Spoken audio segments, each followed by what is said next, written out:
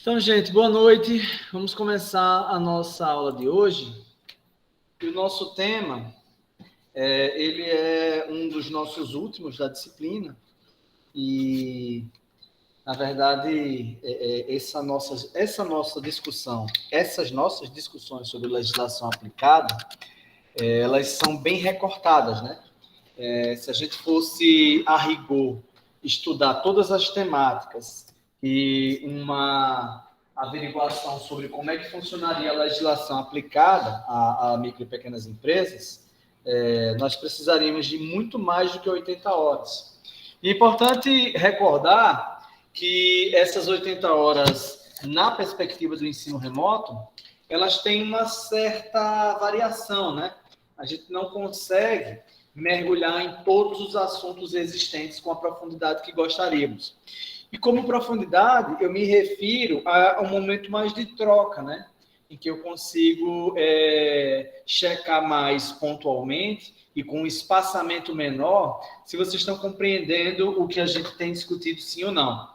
Mas aí, eu gostaria de pincelar algumas coisas que, inclusive, nós conversamos já lá na disciplina de empreendedorismo. Eu acredito que, com o olhar que vocês tiveram no segundo semestre, com algumas lembranças que vocês devem ter, via de regra, devem ter lá de fundamentos em administração, eu queria que vocês aplicassem essas coisas para as nossas discussões dessa legislação dentro de micro e pequenas empresas. Esse nosso conhecimento, de maneira alguma, ele confronta-se, mas ele vai se somando. Se não fosse desse jeito, não teria muito sentido a gente concatenar disciplinas de um curso. Naturalmente, em algumas disciplinas a gente enfatiza mais, em outras menos, determinados aspectos, né? Mas, de maneira geral, eu acho que vocês conseguiram compreender que a legislação ela é vasta. A aplicação dela tem algumas ressignificâncias, né? Algumas pessoas costumam dizer que, na prática, a teoria é outra. Eu discordo 100%. A questão é que nós, enquanto seres de vivência, uma vivência social... Caramba, que diabo que está passando esse slide, hein? Sozinho, sem eu apertar nada. Vocês estão me hackeando e estão me trollando, né? Mas, enfim, eu estava comentando sobre algumas alterações, algumas variações que a gente vai percebendo entre o que estudamos teoricamente e algumas aplicações diretas disso. Gente, eu queria que vocês dessem uma olhadinha nessa imagem. Eu imagino que vocês consigam ler aí. Graziela, tá me ouvindo? Tô sim. Lê para mim essa imagem aí, essa legenda. Muitos enxergam o empresário como um tigre perigoso a ser caçado. Outros o enxergam como uma vaca a ser ordenhada. Poucos o enxergam como um cavalo que puxa o pesada carroça. Eita! Winston Churchill, ele foi o primeiro-ministro britânico no período da Segunda Guerra Mundial. É uma figura de renome internacional que prestou muitas contribuições para o que nós entendemos hoje como democracia global. Mas o que é que vocês acham que ele quis dizer com isso?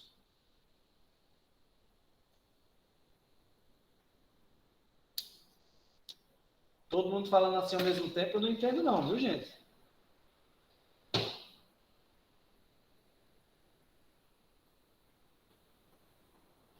Peraí, Samuel.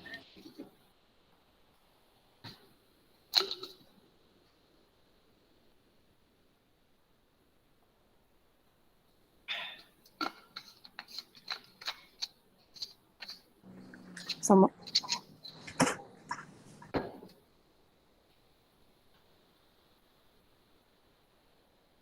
Pode falar, Ângela. Fica à vontade.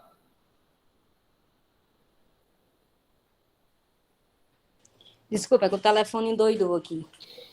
Assim, é bem complexo essa frase aí. mas eu acho que, resumidamente, ele quer dizer que é como se o empresário carregasse um fardo bem pesado e as pessoas, de certa forma, julgam como se eles só obtessem lucros e resultados. E não visse o esforço deles para manter as coisas acontecendo. Eu acho que é alguma coisa nesse sentido, não sei. Muito coerente, sua opinião. Muito coerente mesmo. Alguém discorda da Ângela? Alguém tem mais alguma coisa a colocar?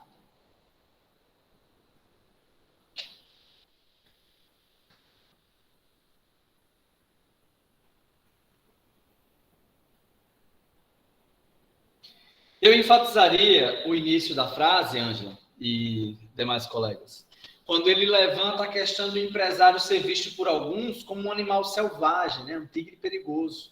Por outros, ele é visto como uma vaca a ser ordenhada, né? Então, ele nem é uma coisa a ser evitada, nem é uma coisa perigosa para a sociedade, nem é uma coisa que simplesmente serve para se extrair recursos dela.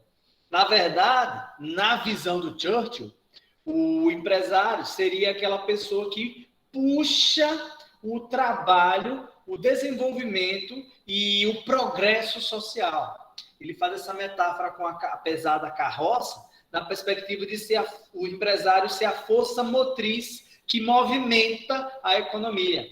E faz muito sentido se a gente for olhar pragmaticamente como funcionam as nações mais desenvolvidas do mundo. Eu não estou aqui querendo fazer uma defesa boba ao capitalismo, a gente sabe que existe uma série de problemas históricos e é difícil avaliar o que é causa, o que é consequência desses problemas. Algumas dessas nações só são o que são hoje, talvez a gente possa até grosseiramente dizer que todas essas nações só são o que são hoje em virtude da exploração que elas empreenderam em outras colônias, né? O que seria, por exemplo, da União Ibérica, de Portugal, Espanha, a própria Inglaterra e a colonização que ela empreendeu em outros países como a África e nós mesmos na América, né? Mas isso é outra discussão. O que eu queria que vocês compreendessem é que no sistema capitalista não existe desenvolvimento econômico sem um empresariado forte, sem um empresariado que consegue, de alguma maneira, gerar riquezas. E como gerar riquezas? Eu não estou falando simplesmente de acumulação de capital, eu estou falando de um trabalho efetivo. E como trabalho efetivo, eu estou falando de geração de valor, produção de riquezas. Quando nós temos um sistema que simplesmente se foca em direcionar recursos para uma categoria, naturalmente você vai ter problemas de desigualdade social. O que nós devemos fazer enquanto projeto de nação é ter uma política mais clara para a distribuição não só de renda, mas sobretudo de riqueza. Distribuindo riqueza, uma riqueza que possa ser sustentável, possa se multiplicar, a gente naturalmente vai estar com isso, dando melhores condições ao nosso povo. Então, da próxima vez que vocês ouvirem alguém fazendo uma tola crítica ao empreendedorismo, tente contextualizar um pouquinho se essa pessoa sabe realmente o que está falando. Porque o ideal é que o empresariado se lasque. Gente, você está falando de uma classe que gera empregos. Você está falando de uma classe que movimenta a riqueza. E se ela faz isso em detrimento a uma carga tributária enorme, e se existe empresário safado, a gente tem que lembrar que existe pessoas que não honram a classe que pertencem em todas as categorias da nossa sociedade. A gente não pode generalizar por um. Então, o Churchill ele é muito feliz nessa colocação quando ele coloca o empresário na perspectiva de alguém que faz com que o sistema se mova.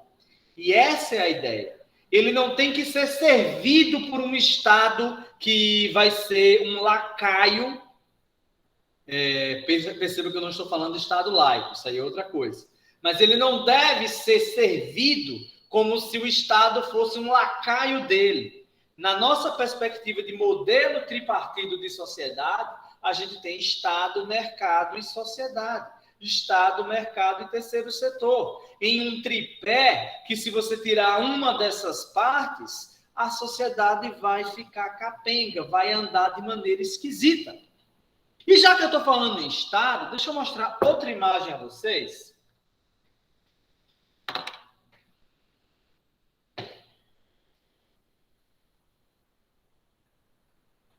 Bruna, você pode ler essa imagem para mim? Essa frase?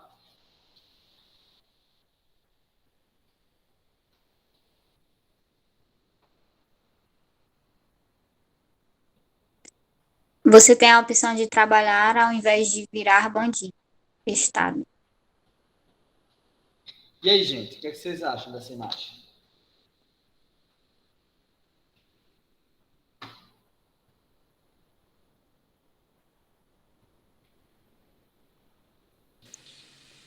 Segundo a imagem aí, trabalhar para o Estado, que ele considera trabalho, é aquele trabalho que gere impostos e renda para ele, né? Porque a gente vê o caso aí do ambulante, a vendedora ambulante, não formalizada. Então, pela cena aí, o Estado não está considerando o trabalho dela como trabalho.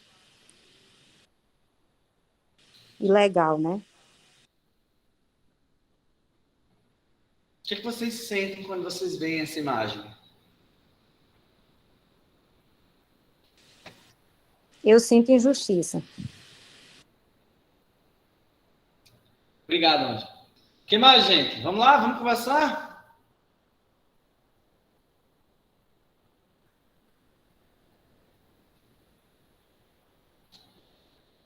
Rapaz, vocês não tem nada a falar sobre essa imagem. Uma imagem tão forte. Eu tenho, sim. Eu já senti isso aí na pele. Eu já fui essa vendedora ambulante aí. Dá uma revolta, né? Rapaz, é complicado, sabe, professor? É que nem a imagem mesmo fala por si. A gente, às vezes, foi um momento da minha vida que eu precisava trabalhar, e eu vendia roupa na Feira da Sé, e eu passei vários perrengues desse tipo aí. Samuel, Oi, Graziela. a sociedade, tanto eu como muitas pessoas, a gente sente um pouco de culpa, porque a sociedade não se empenha em, como eu posso dizer, em querer regularizar o trabalho autônomo, porque hoje em dia não é visto assim, em muitos estados é proibido. Acredito que se a sociedade se reunisse para ajudá-los, eu acho que seria.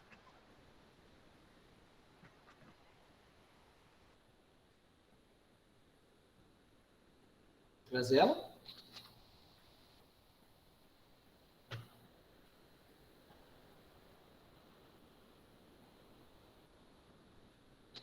Tá tudo bem, Graziela?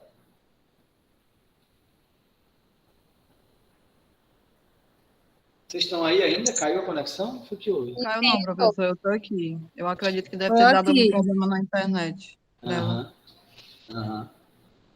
Não, tudo bem, tudo bem. Vamos esperar ela voltar. Mas deixa eu puxar outro tema nessa imagem ainda.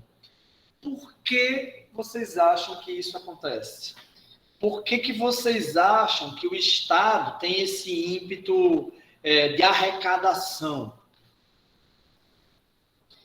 Ângela foi muito feliz na colocação dela, levantando a questão dos impostos, né? E aí, por que o trabalho ambulante, ele tem essa visão, pelo menos o Estado trata dessa maneira?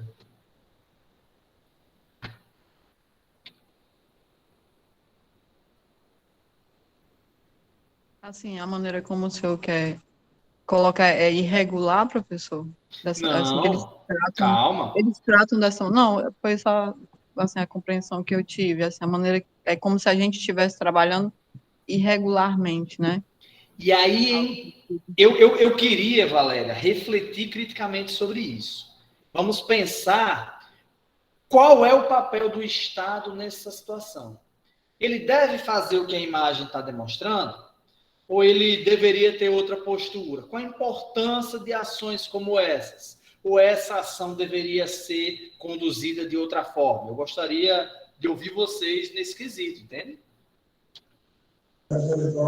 De outra forma, né? Porque, assim, eu acho que essa classe, como elas não estão regularizadas e o Estado não faz nada a respeito, eu acredito que tem talvez, não, eles não tenham uma contribuição alta para o Estado, talvez até por isso, não sei, o Estado não regularize isso,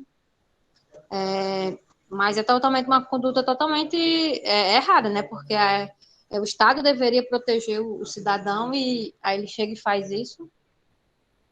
Então tem essas questões. E aí entra um ponto-chave, né, Andresa? Você falou a questão de contribuição, mas talvez eu entendo sua colocação, não estou querendo te corrigir ou te censurar, mas na verdade a contribuição, se você for olhar direitinho, ela é bem alta, né? Porque você está movimentando a economia, gerando renda, não só para um ambulante, mas fazendo com que o recurso circule, né? Ele passa de... Quando você tem essa discussão exclusivamente do lado tributário, você acaba dando um aspecto um pouco mais xoxo, um pouco mais frágil para um fenômeno tão importante quanto esse. A informalidade, ela é uma questão que atravessa diretamente a nossa sociedade e, de maneira geral, o Estado um pouco que ou se omite de tentar incentivar práticas nesse sentido, ou ele é ineficiente. E eu estou dizendo isso, mas a gente tem que considerar os dois lados da moeda, né? Por que seria interessante o Estado dar mais atenção a categorias empresariais, o termo é esse mesmo, certo, gente? Por mais que não haja uma formalização, lembrem lá no Código Civil o conceito de empresário. Eu vou já retomar essa discussão sobre o conceito de empresário, mas se você trabalha exercendo profissionalmente aquela atividade, você é um empresário. Então, a gente não pode desconsiderar esse fenômeno sociológico chamado informalidade. Isso movimenta a economia, isso assola um volume gigante de brasileiros que vivem nessa situação, mas a gente não pode colocar essa situação como se fosse um mero exercício de coitadismo, como se eles não tivessem fazendo nada, digamos, próprio ao sustento deles mesmos, né? Isso é digno como qualquer outra profissão. É importantíssimo que a gente não perca isso de vista. Mas aí, quando a gente vai olhar o lado do Estado, né, barra sociedade, a gente tem que levar em consideração a necessidade de vigilância sanitária. E o Código Civil do Consumidor, em muitas dessas situações de ilegalidade, ele é simplesmente ignorado. Além disso, se o Estado não arrecadar impostos, ele não vai conseguir exercer suas funções. Além disso, você tem padrões de mercado que acabam sendo injustamente desrespeitados. E o que eu quero dizer com isso? Quando você coloca numa praça um ambulante que não paga impostos para comercializar aqueles produtos, seja por ele conseguir pegar mais barato por fazer isso sem nota fiscal, por ele não ter algum tipo de responsabilidade civil, sanitária, e em alguns outros aspectos que outros empreendedores que têm seu comércio pagam, de certa forma você tem uma competição desleal sendo colocada em curso. Além disso, de certa forma, isso é um incentivo a aquisições ilegais, né? Muitas desses produtos são adquiridos, eu não vou dizer por meio só de contrabando, mas eu vou dizer por meio de não pagamento de impostos. E isso, inclusive, faz com que eles fiquem de fora de algumas estatísticas que poderiam fomentar políticas públicas em apoio. Professor, então você está dizendo que todo ambulante é uma pessoa que está fazendo coisa errada? Gente, tem o outro lado. os nossos impostos são altíssimos. E a nossa sensação de retorno é fato, a gente conversa isso desde a nossa primeira aula de legislação. O Estado suga muito de nós e nem sempre oferece a nossa expectativa de retorno. Além disso, nesses locais que alguns testes são empregados, e quando eu falo de testes, eu falo, por exemplo, de viabilidade de produtos. E, em muitas situações, é uma questão de sobrevivência, não de opção. Se aquelas pessoas, se o ambulante, por exemplo, pudesse, ele gostaria, sim, de pagar todos os impostos devidos. Em muitos casos, gira em torno disso. E quando o Estado trata por meio da força, como essa imagem demonstra, como ele discute isso por meio simplesmente da obediência de um código seco, ele está esquecendo-se, está quebrando o nosso pacto social, está quebrando a nossa necessidade de vivência harmônica. Porque quando você tem pessoas tomando medidas desesperadas, não estou dizendo que todos os ambulantes vão nessa perspectiva, mas em algumas situações você tem um retrato claro do desequilíbrio econômico. No Brasil, a maior parte dos empreendedores, eles lançam seu negócio não por oportunidade, mas por sobrevivência. E isso é um retrato claro de como a nossa economia anda capenga. É um retrato claro de que precisamos de políticas públicas mais efetivas para que as pessoas tenham mais acesso aos recursos e que situações tristes e desagradáveis como essa não sejam tão corriqueiras como já são. Alguém quer comentar alguma coisa sobre o que eu acabei de dizer? Discorda, concorda? O que é que vocês pensam sobre isso, gente? Eu só queria, assim, entender, que eu ainda não entendi direito, o porquê que o Estado não cria uma política para esses trabalhadores, para regular, entendeu? Essa tua pergunta Já é que você excelente. Já que você falou que arrecada bastante, né? Porque eu achei que não tinha uma arrecadação alta, né? Mas, pelo visto, tem. Essa tua pergunta é excelente, Andresa. E por que eu estou dizendo que arrecada? Se você for levantar a quantidade de dinheiro que esses camelódromos, por exemplo, movimentam, no fim do dia, você vai ter cifras bem consideráveis. E aí, de um lado, o Estado tem políticas, sim, para essas pessoas. O MEI, por exemplo, é uma demonstração disso. Você paga R$60 e sai da informalidade. R$60 tem direito a INSS. Ah, professor, do jeito que você fala, parece que R$60 é um troco, né? É coisa pouca, né? Gente, eu não estou aqui vendendo um discurso irreal, não.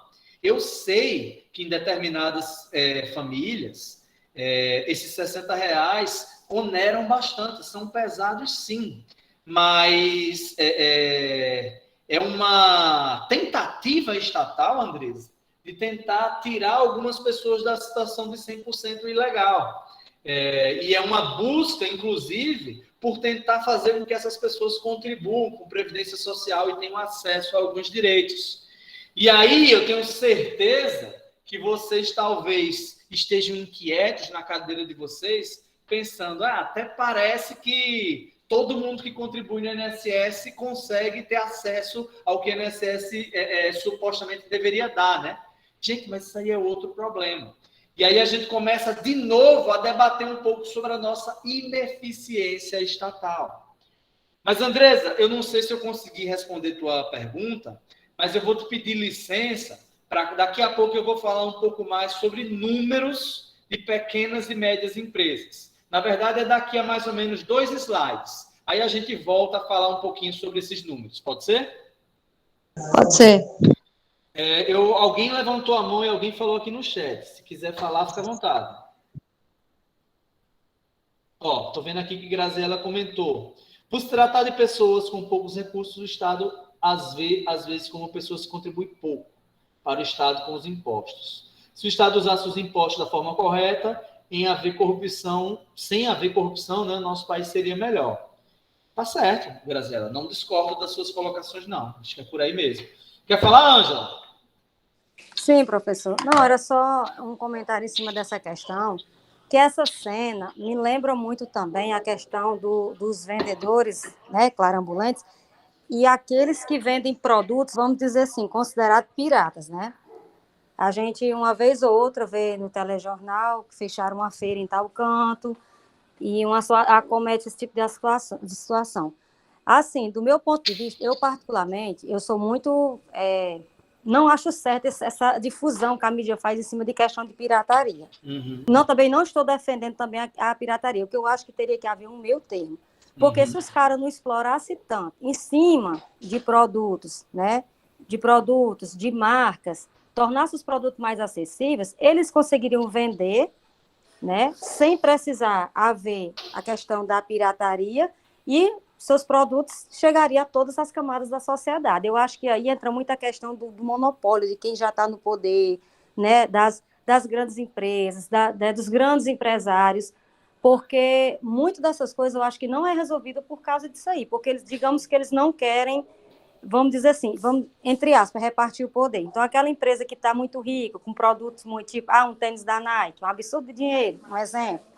Se eles conseguissem baixar esses valores para que as pessoas das outras classes sociais conseguissem adquirir esses produtos, inevitavelmente a pirataria ia se esgotando. Então, eu acho assim, eu acho que ainda estão elitizando muita coisa, é por isso que a gente vê tanta cena como essa daí. E é por isso que eles não, vamos dizer assim, normaliza a profissão deles. Tem o autônomo, mas o autônomo lá, não é esse autônomo aqui que vai vender produto que eles consideram pirata, não. Você isso é uma atividade, né, mas dentro, entre aspas, legal. Então, isso é um tema bem complexo mesmo. Tu fez uma colocação excelente, sabe, Ângela? E me deu a oportunidade até de talvez me retratar se eu tivesse sido mal interpretado quando eu falei do MEI. O MEI, ele tem mais ou menos 400 possibilidades de atuação. Mas essas 400 possibilidades, entre elas, tem várias na linha de comercialização de produtos, né? E entre elas, nenhuma consta a possibilidade de vender produtos piratas. A pirataria não é legalizada no país. Então, é importante, sim, destacar isso. Eu até te agradeço da oportunidade de falar isso, que eu acho que se eu não tivesse falado isso, ia parecer que eu estou dizendo que qualquer um pode ser MEI e vender seu produto lá, suas meias importadas da China. E até pode, se você fizer isso nos termos legais, né? A gente sabe que na prática a coisa é um pouco mais complexa do que isso. Mas assim, imagina tu, olha, eu estava participando de uma reunião hoje, inclusive esse assunto é muito fresquinho para a nossa região, né? Nós temos alguns incentivos estatais que eles vão na linha de promover a circulação de riqueza. E um exemplo aqui na nossa região é o governo do estado, que está investindo 10 milhões no polo metalmecânico. O governo do estado cearense, literalmente, ele fez o investimento em criar um espaço que esse espaço vai servir à iniciativa privada, para que a partir disso o caminhoneiro, por exemplo, ele tem um local para consertar a parte de funilaria do seu caminhão, mexa na parte hidráulica, mexa na parte mecânica e faça tudo isso num local só. E o governo faz isso porque o governo é bonzinho? É claro que não. Ele quer, com isso, estimular a circulação de riqueza. E aí, nesse quesito, a gente acende alguns debates, né? Teve um momento das discussões hoje, a gente teve uma reunião com alguns empresários do governo do estado, inclusive foi aqui no IF hoje, em que teve um determinado empresário que comentou sobre isso. Porque a gente sofreu denúncia porque não tínhamos uma alvará do Corpo de Bombeiros. Enquanto a gente sabe que tem concorrentes nossos que nem nota fiscal emite. E aí essa pessoa que estava comentando isso reclamava que é injusto. É desleal. E aí você fica pensando isso. Poxa, fulano trabalha direitinho, gasta bem mais. Ciclano passa por cima de uma série de regras do jogo e com isso acaba lucrando mais. Por outro lado, você fica pensando, esse camarada aqui que trabalha com tudo direitinho, ele porque ele já tem uma estrutura de capital muito maior. Como é que outros vão crescer se não agirem conforme é possível? E aí, ao mesmo tempo, vocês percebem que eu estou dizendo uma coisa e derrubando essa coisa. Já perceberam isso, né?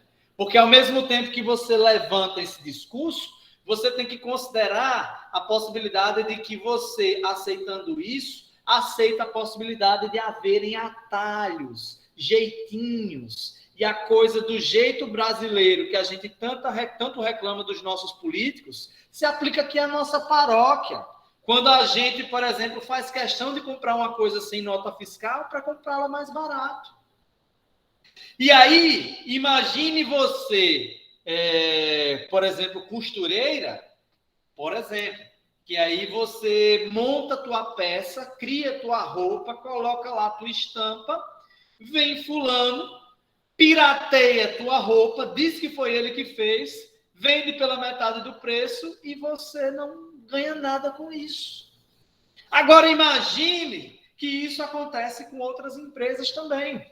Então, eu quero que vocês percebam nessa nossa reflexão aqui que esse assunto ele não é fácil de se resolver. Ele não é uma coisa que com uma tacada você, resolveu todas essas situações. A vida em sociedade é complexa, gente. Não é assim no pay-puff, não.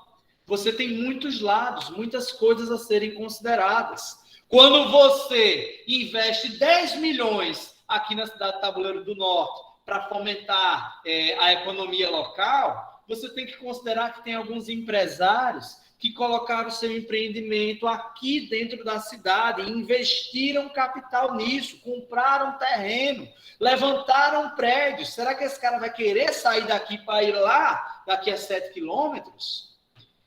Mas e se ele não tiver uma opção a não ser fazer isso? Porque todos os clientes se deslocaram naturalmente para lá. Esse empresário ele vai acabar sendo prejudicado. Então, ele vai ter que ir, se não pela lei jurídica, mas pela lei do mercado. Oferta e procura, lei zero do mercado, lembra? Então, assim, espero que esteja claro para vocês a complexidade dessas discussões. A gente não deve achar que se resolve essas coisas a golpe de espada, no pay-puff. Foi por achar que as coisas se resolvem no pay-puff, com bravatas, com receitas prontas, com frases de efeito, foi por achar essas coisas que em 2018 a gente escolheu o que escolheu, né? E aí estamos pagando preço por isso. Então a gente tem que ter senso crítico. A gente tem que compreender que problemas complexos demandam soluções complexas. Não se resolve isso aqui com um documento. Você tem que fazer uma análise mais geral. E se você está esperando de mim uma resposta para esse problema, está perguntando a pessoa errada. Eu estou aqui para levantar perguntas. Isso daqui é um tema que não tem uma solução pronta. Precisamos analisar caso a caso. Ok, gente? Querem comentar mais algo sobre isso? Ou a gente pode avançar?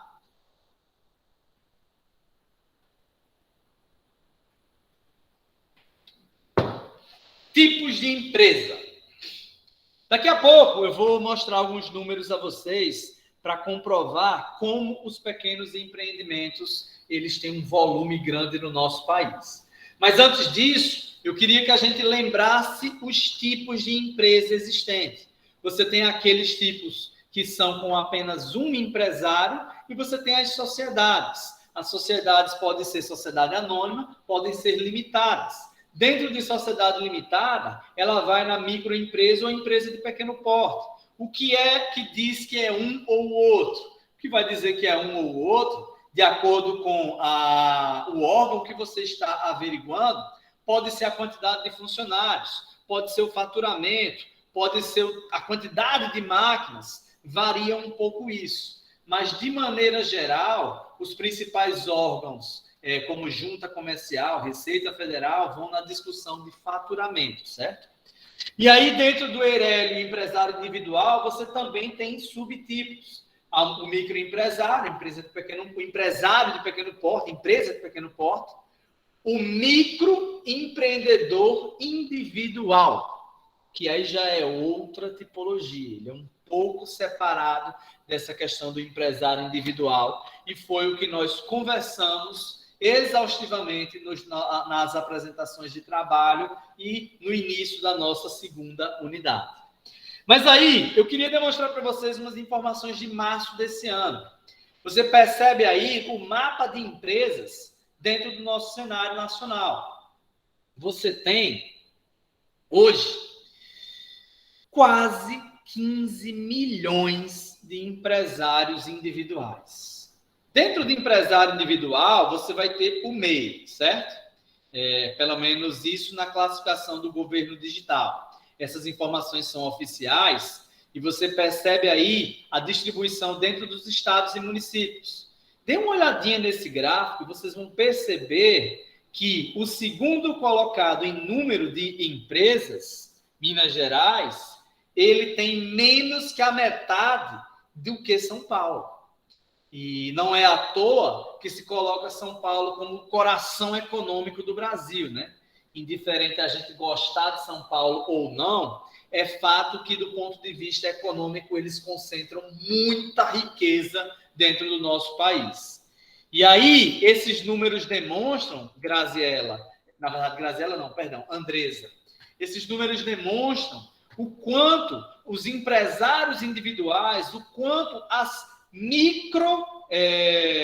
os microempreendimentos têm força, pelo menos do ponto de vista numérico.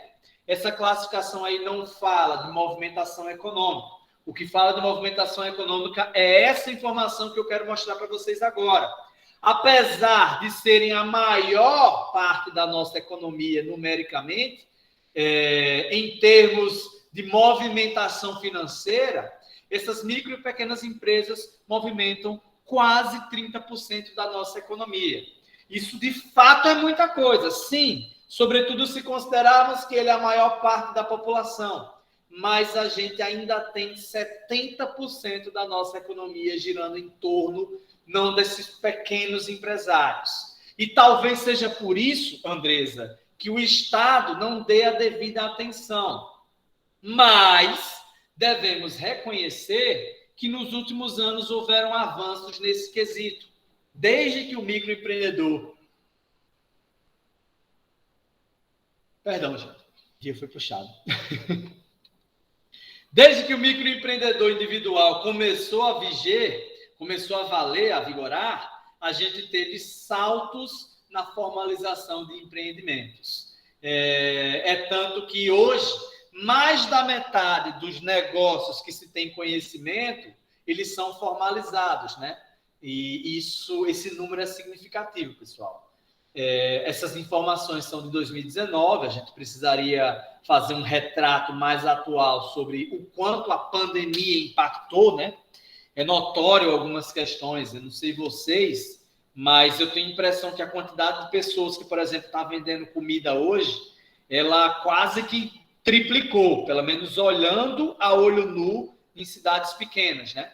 Não sei a percepção de vocês. Mas aí eu estou meio que soltando uma informação de achismo. Nós precisaríamos investigar isso mais a fundo para dar dados mais concretos sobre esse tema. Mas uma informação importantíssima, e aqui são dados oficiais do governo federal, é que 85% das empresas brasileiras ou são microempresas ou são microempreendedores individuais. E isso representa um volume gigante de pessoas. Talvez não de capital, mas de pessoas com toda certeza. E aí você coloca mais gente na informalidade, né? Então você tem um volume gigantesco de pessoas que não estão tendo, talvez, a devida atenção estatal. E essas micro e pequenas empresas, elas contratam muito. Por quê? Porque elas acabam sendo mais velozes. Eita, diabo! Desculpem, gente. Parece que o cansaço está batendo aqui. Mas vamos lá. O que eu estava falando para vocês é a quantidade de contratação que essas micro e pequenas empresas fazem. Elas acabam dando respostas mais rápidas. Elas acabam sendo mais competitivas, porque se uma empresa grande, meio que é um transatlântico, que ele é lento, grande, devagar, toma decisões com um pouco mais de vagareza, os microempreendimentos, eles estão lá no dia a dia, estão mais perto do consumidor, e eles acabam tendo um crescimento proporcional, pelo menos do ponto de vista estatístico, bem mais considerável. Esses gráficos revelam isso. E aí, hoje, a startup, ela vai justamente nessa linha. Você tem empresas pequenas, com pessoas que trabalham com ideias inovadoras, em um ambiente cercado de incerteza, né? Isso faz parte do nosso cenário econômico e em políticas públicas deve, ou pelo menos deveria ser mais considerado. Mas, pessoal, eu estou aqui levantando essas questões porque a gente tem que analisar tudo isso criticamente. Mas precisamos reconhecer que desde 2006 tivemos mudanças consideráveis nesse cenário. Desde a Lei 123 de 2006, você tem mais incentivos estatais para que as empresas pequenas se sustentem. Você tinha uma estatística de uns 5, 10 anos atrás que mais da metade dos empreendimentos não sobreviviam ao segundo ano. Esse número caiu bastante, porque o Estado, que se hoje não presta tanta atenção, em outro momento não prestava nenhuma atenção. Agora você tem linhas de crédito específicas, estimuladas pelo Banco Central. Agora você tem uma fiscalização que vai primeiro na área educativa, depois, eventualmente, pune. Agora você tem um tratamento mais específico, por exemplo, em compras públicas, em licitações. As micro e pequenas empresas já entram com uma certa vantagem. E aí você tem algumas simplificações, por exemplo, na hora de pagar impostos federais, né? Você tinha que separar todos esses impostos e agora, com um boleto só, por meio do Simples, você paga tudo de uma vez. E isso tudo acaba sendo muito interessante para que esses empreendimentos eles se sustentem, eles consigam perdurar, porque eles têm importância não só econômica, mas, sobretudo, social. Lembra do que conversamos sobre o trabalho? O trabalho tem a função não apenas de nos dar o nosso sustento, mas ele fomenta a nossa personalidade, ele instrui e ele, de certa forma, compõe quem nos identificamos como seres vivos, quem nos identificamos como pessoas, né? Nessa linha, eu gostaria de relembrar o que o nosso Código Civil fala sobre empresário. Alguém pode ler esse conceito para mim? A partir de empresários são...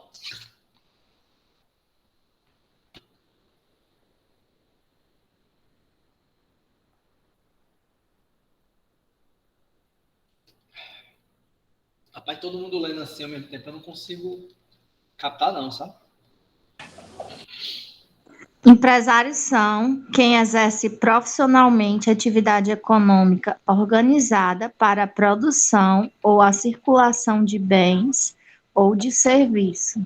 Observação. Pensei que você estava com raiva de mim, nunca mais tinha ouvido sua voz. Que é isso?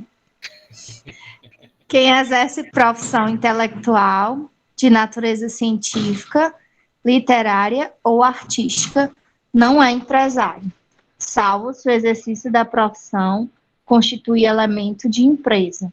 Código Civil, artigo 966, e seu parágrafo 1. Licença, Guilherme. Artigo 900... Licença. Deixa eu só fazer uma explicação aqui. O que é que esse slide está dizendo? Aqui eu trago o Código Civil para vocês. Aqui nós temos a definição formal do que é um empresário. Aquela pessoa que exerce profissionalmente uma atividade econômica. A não ser que estejamos falando de uma categoria mais específica, que são aquelas pessoas que trabalham com atividades intelectuais, científicas, literárias ou artísticas. Aí você entra naquela nossa discussão sobre conselhos de classe, que tão bem discutimos no nosso trabalho, né? O grupo que falou sobre isso levantou essas questões.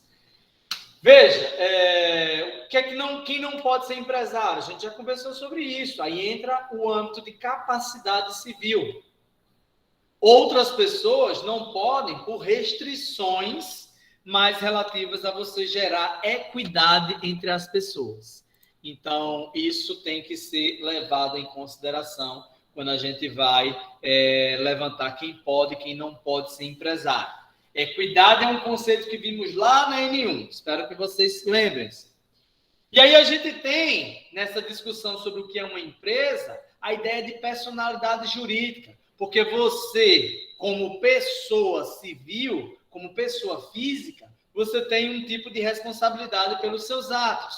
A personalidade jurídica, ela não é uma personificação própria. Você não prende uma empresa, você prende os representantes dela. Você responsabiliza os representantes dela. E aí entra a necessidade de você limitar até que ponto você vai responsabilizar ou não essas pessoas. E aí entra a discussão sobre o que é que um MEI é responsável pelo que sua empresa faz. O que é que um empresário de pequeno porte é responsável pelo que sua empresa faz. Quem eu devo cobrar em eventuais problemas que aquela prática jurídica, da personalidade jurídica, causa. São discussões interessantíssimas que a nossa legislação esclarece. E isso é importante para a gente conseguir se proteger. Lembrem-se que, enquanto cidadãos, nós somos regidos pela legislação e temos proteções. Você tem um Código da Vigilância Sanitária, você tem um Código do Consumidor e uma série de leis que vão literalmente te proteger para que você não seja lesado em suas relações econômicas. E como isso é exercido? Veja, você tem um rito para a formalização de uma empresa. Você tem etapas que precisam ser vencidas. Você vai consultar a viabilidade da sua localização. Você vai elaborar um contrato. Você submete esse contrato na junta comercial, você vai buscar um alvará de funcionamento, você tenta ir na Receita Federal para obter uma inscrição do CNPJ, essa inscrição é levantada para uma inscrição municipal e estadual, em algumas situações você vai precisar de um corpo de bombeiros, e aí você tem que cadastrar na Previdência Social, depois disso você vai levar para a Fazenda Municipal ou Estadual. Gente, eu cansei só de falar, mas faz parte das obrigações que as empresas têm. Isso precisa ser feito. O que a Lei 123 de 2006 fez foi tentar simplificar um pouco desse rito. O que o microempreendedor individual tem de vantagem é que a maior parte dessas obrigações elas são feitas pela internet. E aí varia um pouco do ramo que se discute. Algumas prefeituras conseguem, por exemplo, promover a inscrição de impostos para você tirar o ISS, você consegue fazer isso pelo site da prefeitura. Em outras, não, você tem que ir lá, você tem que pegar um protocolo, outras são um pouco mais atrasadas nesse quesito. E aí varia de município para município. Qual é a dica que eu dou? Se você vai fazer consultoria, por exemplo, lá em Alto Santo, dá uma olhadinha no Código Tributário da cidade. Dá uma olhadinha de como é que ele sugere o percentual de ISS.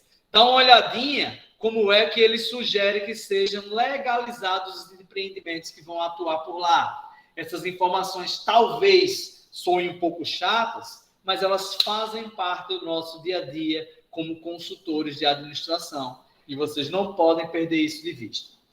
Eu queria mostrar um vídeo a vocês que me chamou muita atenção sobre isso, né? Só para a gente brincar um pouquinho com esse tema.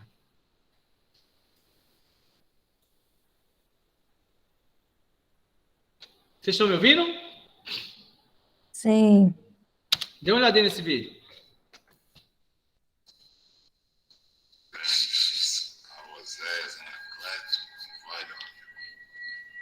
Dê uma passadinha aqui no meu gabinete. Preciso ter uma conversa particular. Só nós dois. Estou lhe aguardando.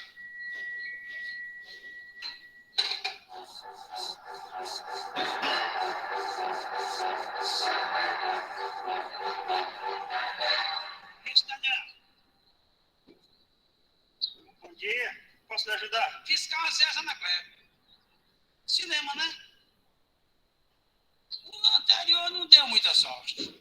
Fiscalização da prefeitura. Aquele negócio, né? Não quero tomar muito do tempo do senhor, mas é importante regularizar a situação perante os órgãos competentes fiscais do município. Se o senhor for multado, pode ser muito caro, né? O que é que eu devo fazer? Primeiro tem que tirar o alvará. É só levar o RG e o CPF na coletoria. Tirar umas fotos, levar para autenticar no cartório. Preenche os formulários da pessoa física e jurídica. Tirar 5 cópias autenticadas. Reconhecer a firma. Carimbar. E levar na coletoria para tirar o CGC. Recolher o dado. É o quê? Registrar tudo na junta comercial, levar na prefeitura, preencher os formulários do ISS, as guias de recolhimento e NPS, bater PIS e PASEP. E aí o senhor dá entrada na documentação. Tira o protocolo. E dá entrada na inscrição municipal, que é para depois da entrada no protocolo do alvará. Só isso. Daí, assim que o senhor receber o alvará, fica regularizado.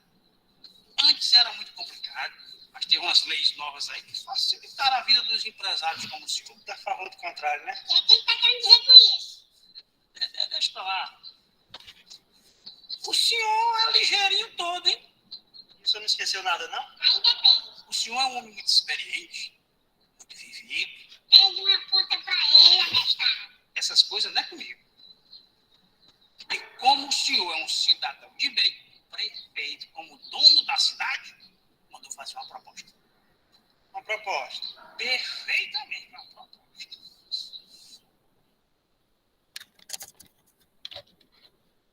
Já viram esse filme, gente? Não. Eu não. Cine Hollywood. Recomendo fortemente. Excelente filme. O que vocês acharam? Burocracia e corrupção?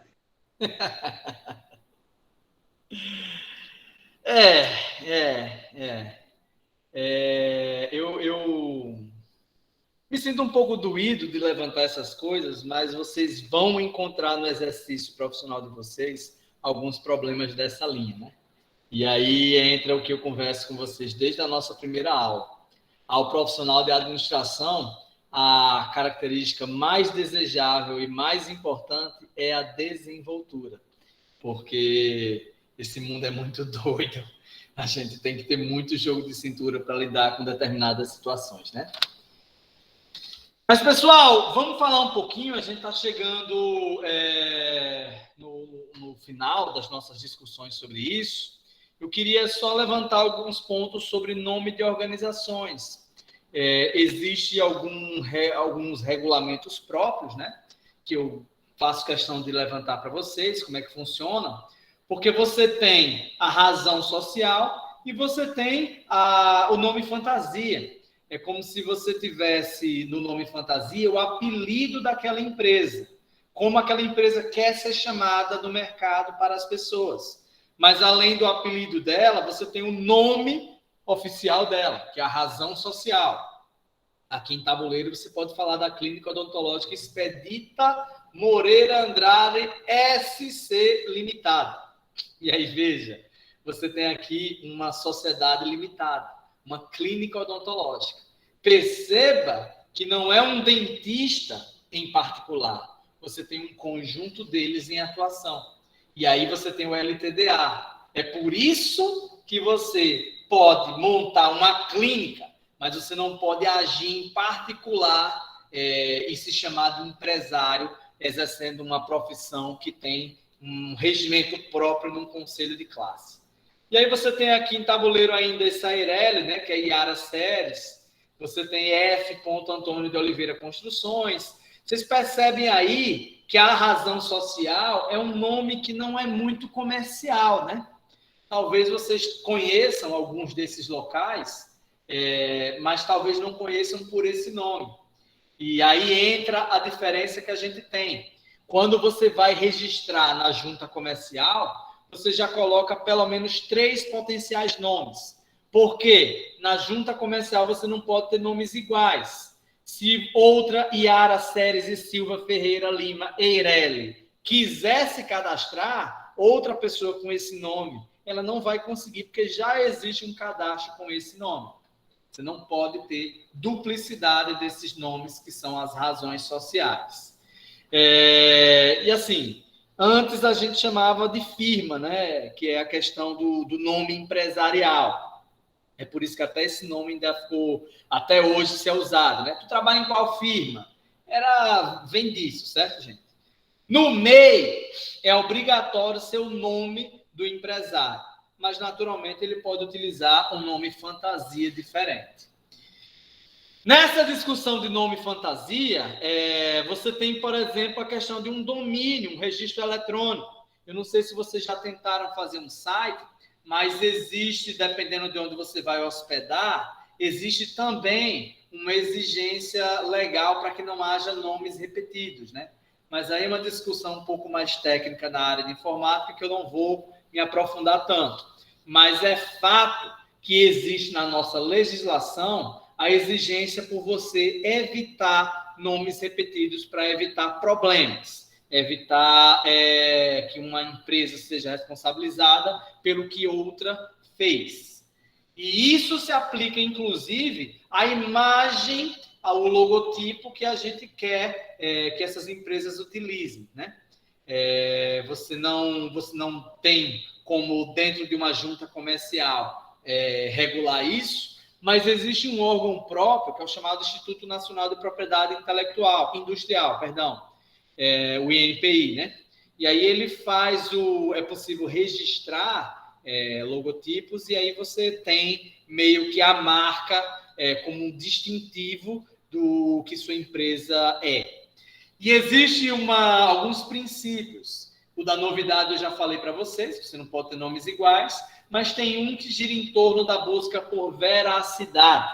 Você não pode, de cara, confundir os seus clientes. Você não pode se chamar Zé dos Pães e ser uma borracharia. Ainda que Zé dos Pães seja um apelido daquele borracheiro, mas formalmente tua razão social não pode ser nesses termos, porque aí você teria o seu registro indeferido pela junta comercial. Ok, gente. O que mais a gente pode comentar sobre esse assunto? O que mais vocês gostariam de saber sobre esse tema que eu